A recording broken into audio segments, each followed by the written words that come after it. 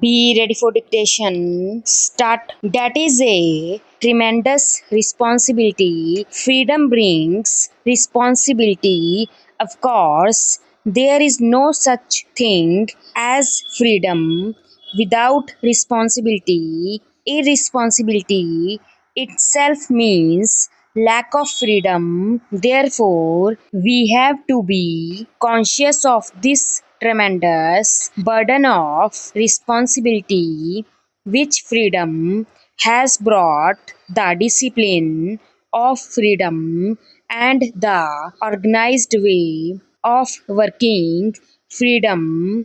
But there is something even more than that, the freedom that has come to India by virtue of many things inevitably leads India to play an important part in world affairs. It is not a question of our choosing this or that, it is an inevitable consequence of what India is and what a free India must be, and because we have to play that inevitable part in world affairs, we have another and greater responsibility. Sometimes, with all my hope and optimism and confidence in my nation, I rather quake at the great responsibilities that are being thrust upon us and which we cannot escape if we get tied up in our narrow controversies. We may forget this, whether we forget it or not. That responsibility is there. If we forget it, we fail in that measure.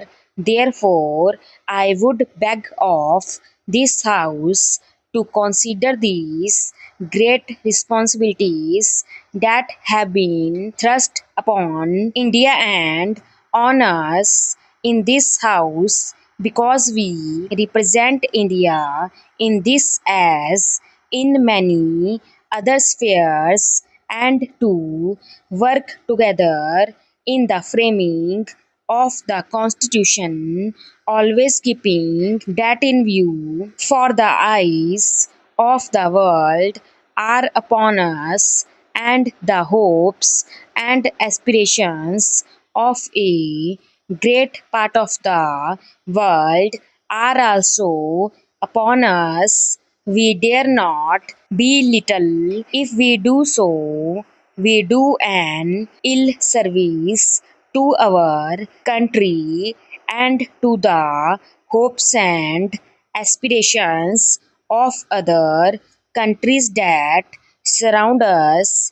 It is in this way that I would like the House to consider this Constitution. First of all, to keep the objectives resolution before us and to see how far we are going to act upon it, how far we are going to build up, as we said in the resolution, an independent sovereign republic where in all power and authority of the sovereign independent India, its constituent parts and organs of government are derived from the people, and wherein shall be guaranteed and secured to all the people of India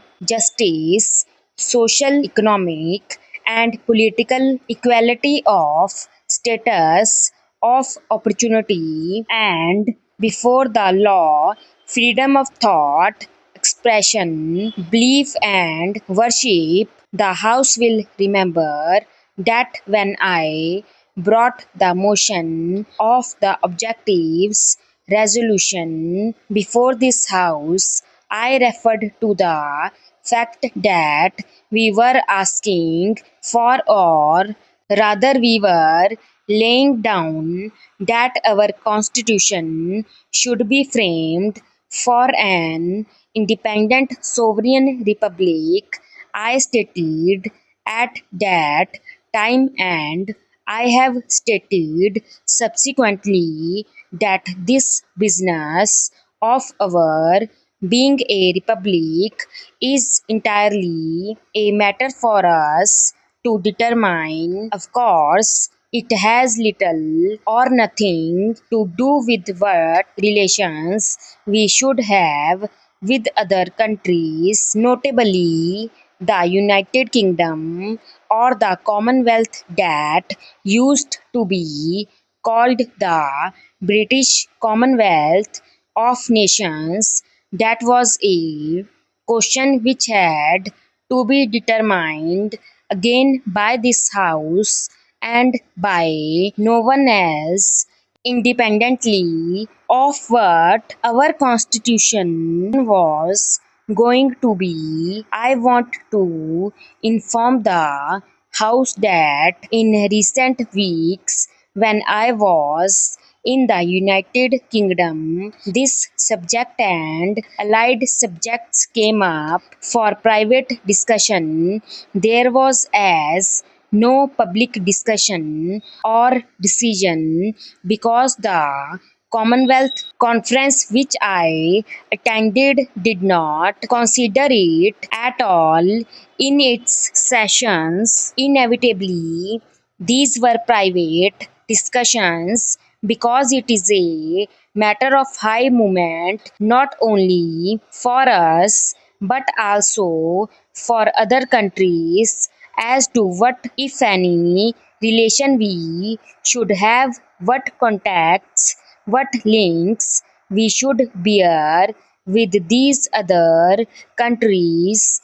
Invariably, the first thing that I had to say in all these discussions was that I could not, as an individual, even though I had been honored with the high office of Prime Ministership, I could not in any way or in any sense commit the country, nor even the government which I had the honor to represent. This was essentially a matter which the Constituent Assembly of India alone could decide. I made that perfectly clear.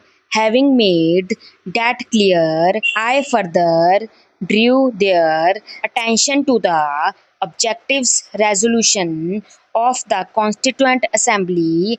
I said it was, of course, open to the Constituent Assembly to vary that resolution as it could vary everything else, because it was sovereign in this and other matters. That was the direction which the Constituent Assembly had given itself and to its Constitution Drafting Committee, and as long as it remained as it was, the Constitution would be in terms of the objectives resolution. Having made that clear, sir, I said that it had often been said on our behalf that we desired to be associated in friendly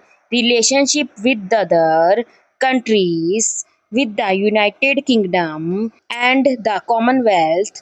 That is all I wish to say about the matter, because in the course of the session this matter will come up. Stop.